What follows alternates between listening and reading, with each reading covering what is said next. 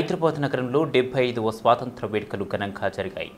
రాజకీయ పార్టీలు, కార్యాలయాలు, ప్రభుత్వ సంస్థలు, ప్రభుత్వ కార్యాలయాలు, విద్యా సంస్థలు, ప్రభుత్వ స్వచ్ఛంద సంస్థలు, అలాగే గోల్కొండ కిల్లాలో రాజ్భవన్లో తెలంగాణ అగ్రనేతల జెండా ఆవిష్కరణలు దేదీప్యమైన జాతీయ భావాన్ని, దేశభక్తిని చాటాయి.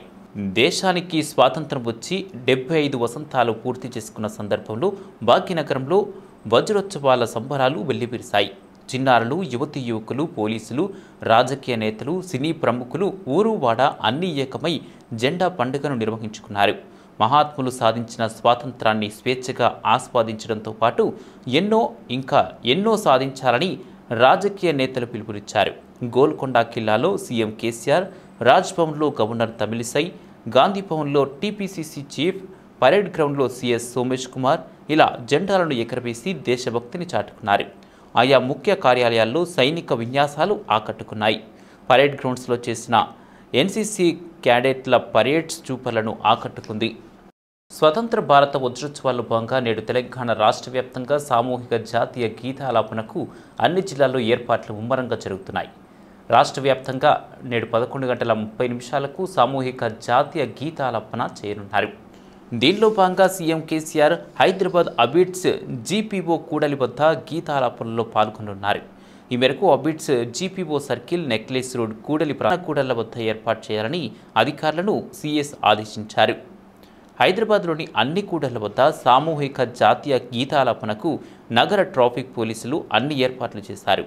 గీతాలాపన సమయంలో కూడళ్ల వద్ద అన్ని వైపులా రెడ్ సిగ్నల్ వేశారు. ఆ సమయంలో రోడ్లపై 1 నిమిషం పాటు వాహనాలు ఎక్కడికక్కడ నిలిచిపోనున్నాయి. గీతాలాపనలో ప్రతి వాహనదారులు పాల్గొనేలా ట్రాఫిక్ పోలీసులు అన్ని చర్యలు తీసుకుంటున్నారు. వాహనదారులతో పాటు ట్రాఫిక్ పోలీసులు సైతం పాల్గొనున్నారు. వాహనాల రద్దీ నెలకొనకుండా అన్ని జాగ్రత్తలు తీసుకుంటున్నట్లు పోలీసులు తెలిపారు. భారత స్వాతంత్ర దినోత్సవాన్ని పురస్కరించుకొని రాజ్భవన్లో Telangana governor Tamilisai at home కార్యక్రమాన్ని ఏర్పాటు చేశారు. ఈ కార్యక్రమానికి సీఎం హాజరవుతారని అంతా అనుకున్నారు. కానీ ఆఖరి నిమిషంలో సీఎం కేసీఆర్ గైర్హాజరయ్యారు. హెడ్ హోమ్ కార్యక్రమానికి హాజరవ్వాల్సిన సీఎం కేసీఆర్ చివరి నిమిషంలో మనసు మార్చుకున్నట్లు తెలిసింది. వాస్తవానికి సీఎం కేసీఆర్ ఈ కార్యక్రమానికి వస్తున్నట్లు రాజ్భవన్ వర్గాలకు సీఎంఓ నుంచి సమాచారం అందింది. ఈ కార్యక్రమానికి సీఎం కేసీఆర్ దూరం అవ్వగా సీఎస్ సోమేష్ కుమార్, మరికొందరు ఉన్నతాధికారులు మాత్రమే ప్రభుత్వం తరపున హెడ్ హోమ్లో పాల్గొన్నారు.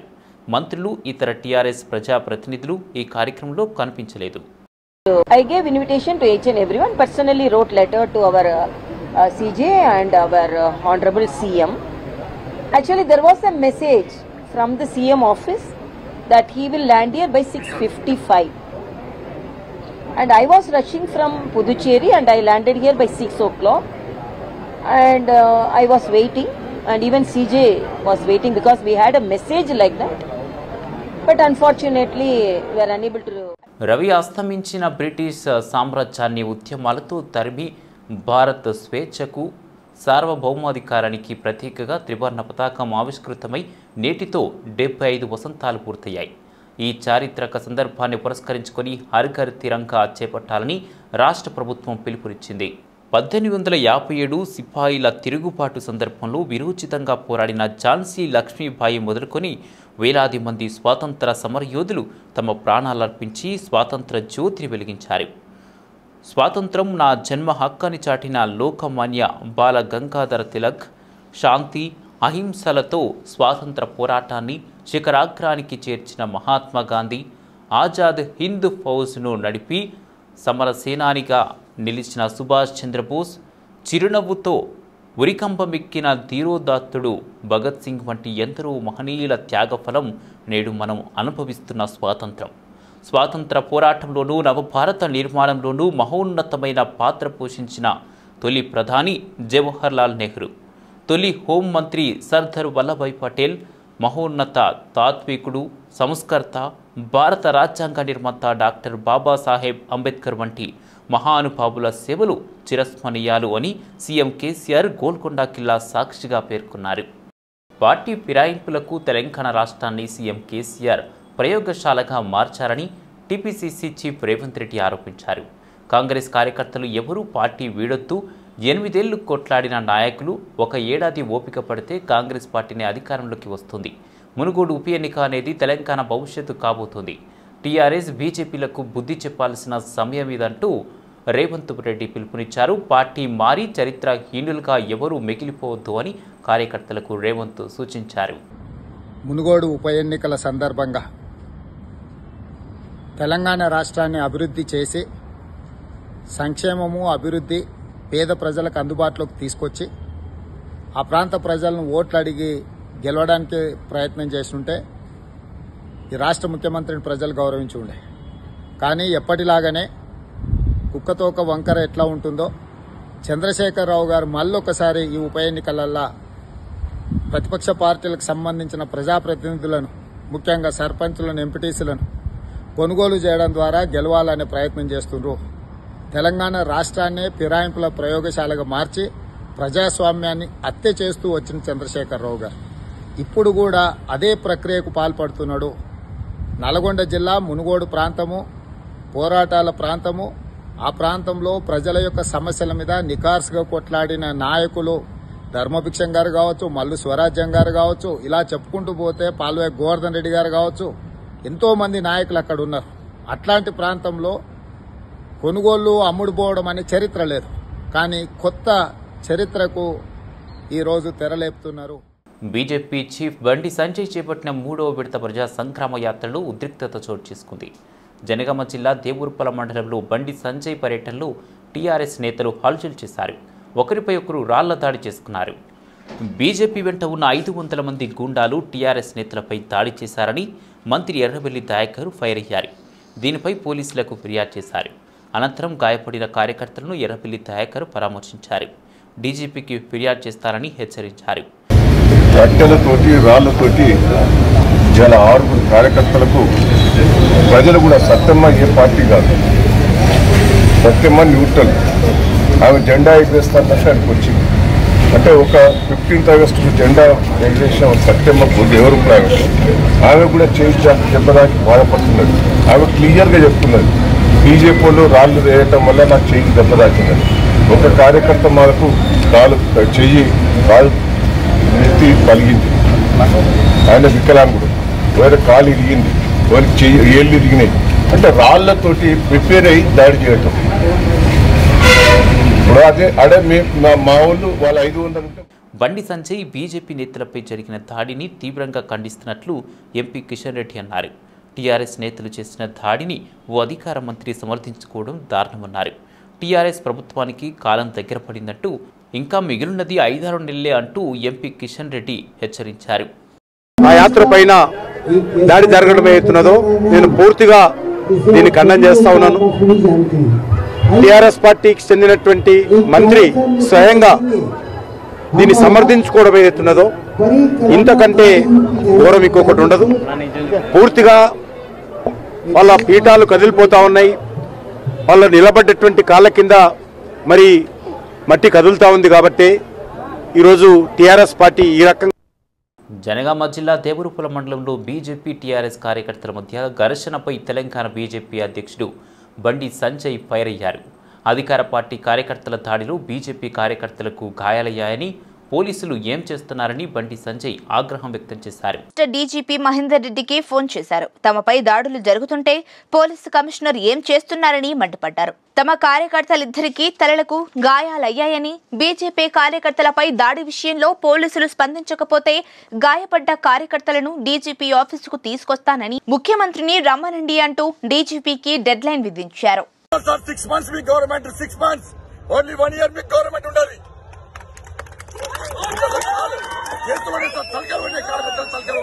కార్యకర్తలు తీసుకొస్తా.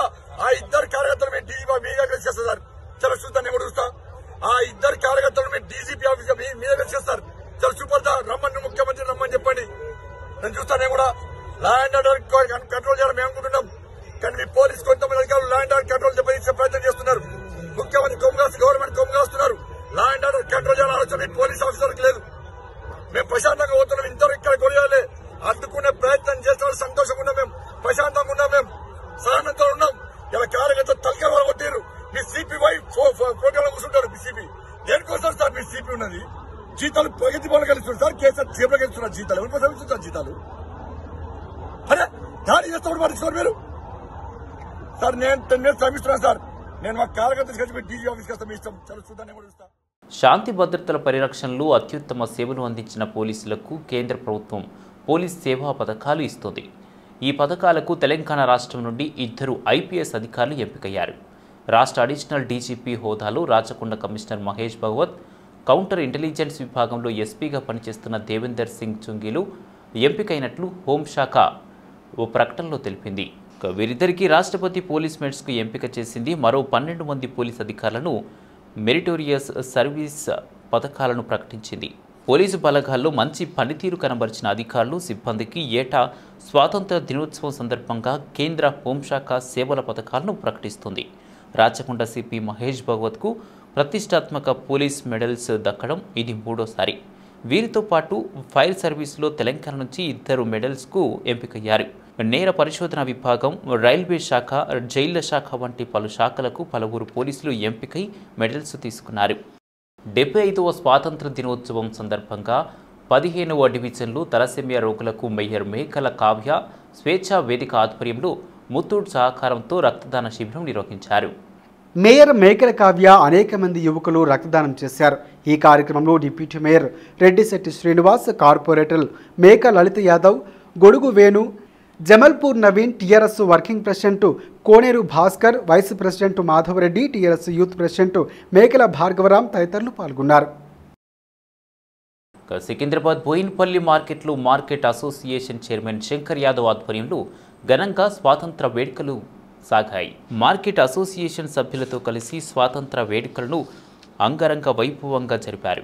బోయిన్పల్లి మార్కెట్ ఆవరణంలో ఏర్పాటు చేసిన జాతీయ జెండాను ఆవిష్కరించి వేడుకలు ఘనంగా నిర్వహించుకున్నారు.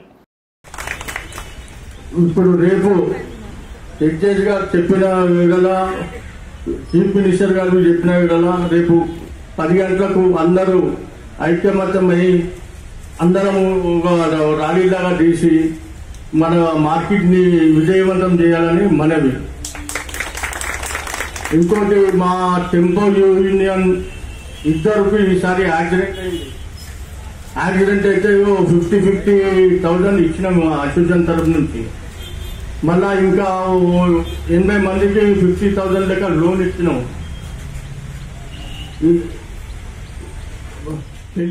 తెలంగాణ ఇన్సూరెన్స్ సర్వేయర్ రాష్ట్ర ఆఫీసులో ఘనంగా స్వాతంత్ర వేడుకలు నిర్వహించారు. ఈ నేపథ్యంలో పలు సమస్యలపై కార్యాలయంలో చర్చించారు. తెలంగాణ ఇన్సూరెన్స్ సర్వేయర్ కమిటీ సభ్యులు పలు సమస్యలపై చర్చించుకున్నట్టు తెలిపారు. రానున్న రోజుల్లో వాటి పరిష్కారాన్ని కృషి చేస్తామని వారు తెలిపారు. 75వ స్వాతంత్ర దినోత్సవ శుభాకాంక్షలు. మా తెలంగాణ ఇన్సూరెన్స్ సర్వేయర్స్ తరఫున, మా ప్రెసిడెంట్ గారి తరఫున, మా వైస్ ప్రెసిడెంట్ తరఫున, కమిటీ సభ్యుల తరఫున మేమందరికీ శుభములు తెలియజేస్తున్నాము. మరి ముఖ్యంగా ఇటువంటి సెలబ్రేషన్ రోజు మా ప్రెసిడెంట్ గారు, మా కమిటీ అంతా కలిసి మా సర్వేయర్స్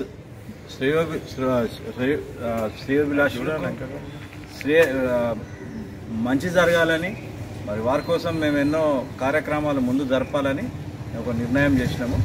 దానికి గాను మరి మా ఉన్న కమిటీ అంతా మాకు ప్రోత్సాహం ఇస్తుంది. దాన్ని బట్టి అందరికీ థ్యాంక్స్. జెండా ఎగరేయడం జరిగింది. ఇందులో ప్రెసిడెంట్ గారు, వైస్ ప్రెసిడెంట్, మా కమిటీ మెంబర్స్, టిస్వా మెంబర్స్ పాల్గొన్నారు. ఈ స్వాతంత్ర దినోత్సవ సందర్భంలో కొన్ని ఇన్సూరెన్స్ సర్వేయర్స్ ఇష్యూస్ కూడా మాట్లాడుకున్నాం. వాటికి పరిష్కారం ఎట్లా ఏంటనేది భవిష్యత్తులో మేము నిర్ణయించుకొని ముందుకు పోతాం. 1947 మనకు ఈ దేశానికి స్వాతంత్రం వచ్చింది. బ్రిటిష్ పాలకుల నుంచి విముక్తి కలిగినది. ఈరోజు ఇప్పటికీ 75వ స్వాతంత్ర దినోత్సవం జరుపుకుంటున్నాం. దేశమంతటా కూడా ఇంటింటికి జెండా కార్యక్రమం. మాదాపూర్లోని ఇనార్బిట్ మాల్లో Femina Miss India Saini Shetty సందడి చేశారు. ఇనార్బిట్ మాల్లోని సెంట్రో గ్రాండ్లో పింక్ లీఫ్ వెడ్డింగ్ నూతన డిజైన్ పాదరక్షకాలను సైని శెట్టి ఆవిష్కరించారు. హైదరాబాద్ సిటీ తనకు బాగా నచ్చినట్లు Femina Miss India Saini Shetty అన్నారు. అందాల రాణుల అంతిమ గమ్యంగా మారుతున్న వెండితెర ఆకాంక్షలు తనకు ఉన్నట్లు మిస్ ఇండియా సైని శెట్టి స్పష్టం చేశారు. కార్యక్రమంలో ఫెమినా మిస్ ఇండియా రన్నర్ ప్లూ రూపర్ షేఖావత్, షినాథ్ చౌహాన్ పాల్గొన్నారు.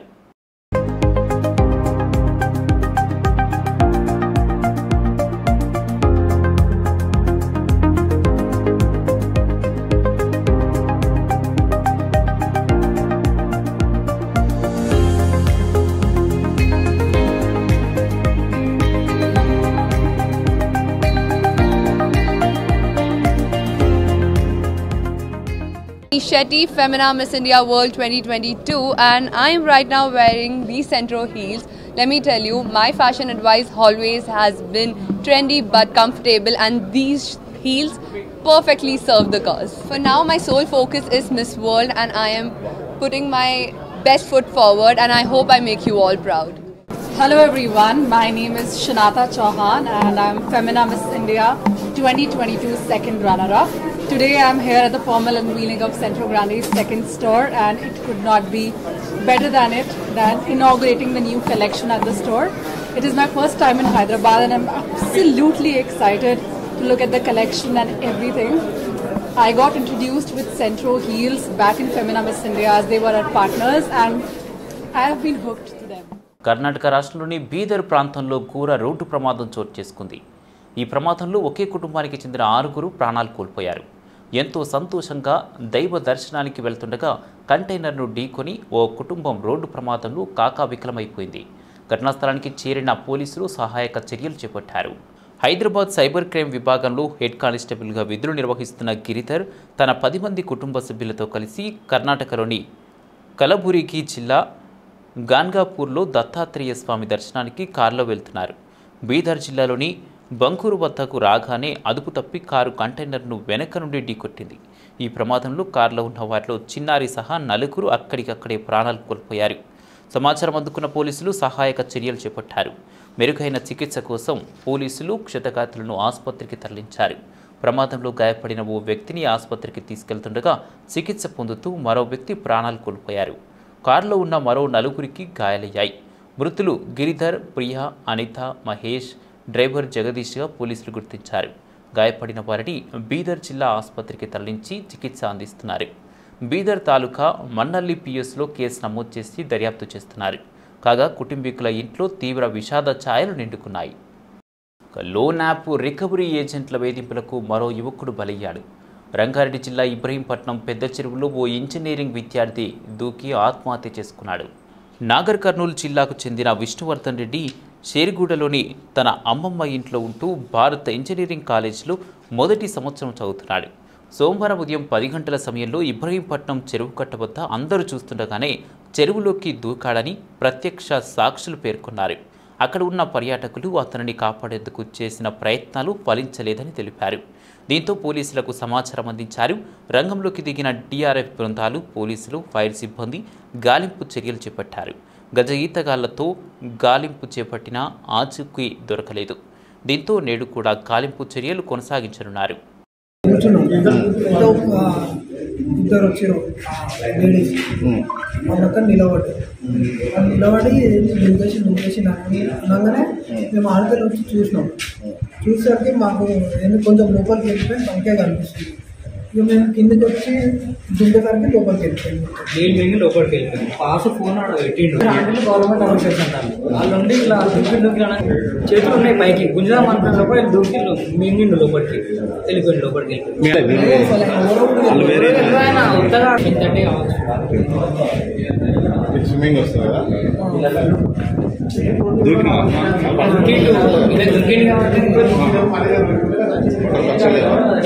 దుంకి చేసే చూడడంతో దుంకేస్తుంది మొత్తం. అదే పచ్చిగా ఉన్నాయి.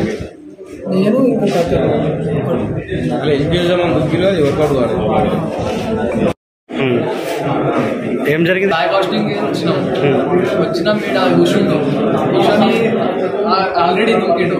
మేము నర్స్ ఆఫీసర్ ఉంటుంది, ఆమె పిలిచింది ఎవరో దుంకిరన్నది. దుంకిన తర్వాత మీరు మీదికెళ్ళి చూసినాం. ఈ స్విమ్మింగ్ ప్లేస్లో అనుకున్నాం, కానీ మొత్తం మునిగిండు. వచ్చి దుంకిలో మొత్తం కిందికి పోయిండు. నేను అక్కడికి వెళ్తే అన్న అక్కడికి వెళ్తున్నాను. సినిమాలోనే కాకుండా నిజ జీవితంలో కూడా హీరో అనిపించుకున్నారు నటుడు మెగాస్టార్ చిరంజీవి. తన అభిమాని ఆరోగ్య పరిస్థితి విషమంగా ఉందని తెలిసి స్వయంగా వెళ్లి పరామర్శించాడు మెగాస్టార్ చిరంజీవి. ఆసుపత్రి బెడ్పై ఉన్న చక్రీధర్ అనే యువకుడిని చిరంజీవి స్వయంగా కలిశారు. అతడితో మాట్లాడి ఉత్సాహం కలిగించారు. చిరంజీవి చారిటబుల్ ట్రస్ట్లో స్వాతంత్ర దినోత్సవ వేడుకల్లో పాల్గొన్న చిరంజీవి అనంతరం ఆసుపత్రికి వెళ్లారు. చక్రీధర్ ఆరోగ్య పరిస్థితిని అడిగి తెలుసుకున్నారు. అక్కడి వైద్యులతో మాట్లాడారు. చక్రీధర్ చిరంజీవి హెల్పింగ్ ఫౌండేషన్కు చెందిన వ్యక్తిగా సమాచారం. ఇలాంటి ఐడియా నాకు లేక నా ట్రస్ట్ నేనే డబ్బులు ఇస్తున్నాను, నేనే చూస్తున్నాను. ఇలాంటి సలహా ఇచ్చుడు అప్పుడు ఒక్కో ఫ్యాన్ ₹1 వేసుకున్నా సరే మన కోట్లు వచ్చేస్తుంది. అమౌంట్ ఇవ్వకుండా 3 నెలలు అయిపోతుంది. అదే ఒక షాప్ లో క్రియేట్ చేసి ఆటో కొనుక్కుంటాం, రిక్షా అమ్మ నాన్న ఎవరైనా పెళ్లి చేసేస్తాయి. 70 మంది షాపులు పెట్టించేస్తాం. అమ్మ టైంలో తీసుకోండి. అది తను చేసే సేవా కార్యక్రమాలు ఫోటోస్ తీసుకుంటారు. అంటే ఇది మరింత మందికి ఇన్స్పిరేషన్ కదా. ఫ్యాన్ గా ఉంటే నాకు ఏం చేస్తారు అనుకోకుండా నేను ఆయన చేసినప్పుడు నేను ఎంతమంది చేయాలని తను చేసి నేనే ఇన్స్పైర్ అయ్యే విధంగా అతను మళ్ళీ 10 మంది సేవ చేస్తానంటే గ్రేట్. స్టేషన్ షాప్ పెట్టించావు, కిరాణా కొట్లు పెట్టించావు, రిక్షాలు ఇచ్చావు. తెలంగాణలో కరోనా రోజువారీ కేసుల సంఖ్యలో తగ్గుదల కనిపిస్తుంది. గడిచిన 24 గంటల్లో 17.5 వేల శాంపిల్స్ను పరీక్షించినట్లు వైద్య ఆరోగ్య శాఖ పేర్కొంది. తెలంగాణలో కొత్తగా 265 కరోనా కేసులు నమోదవగా హైదరాబాద్లో అత్యధికంగా 142 కేసులు కొత్తగా వెలుగు చూశాయి. దీంతో పాటు రాష్ట్రంలో కొత్తగా 528 మంది కరోనా నుంచి కోలుకొని డిశ్చార్జ్ అయ్యారు. రాష్ట్రంలో కరోనా నుంచి కొత్తగా మరణాలేవీ సంభవించలేదు. తెలంగాణలో కొత్తగా 3.18 వేల యాక్టివ్ కేసులున్నట్లు వైద్య ఆరోగ్య శాఖ పేర్కొంది.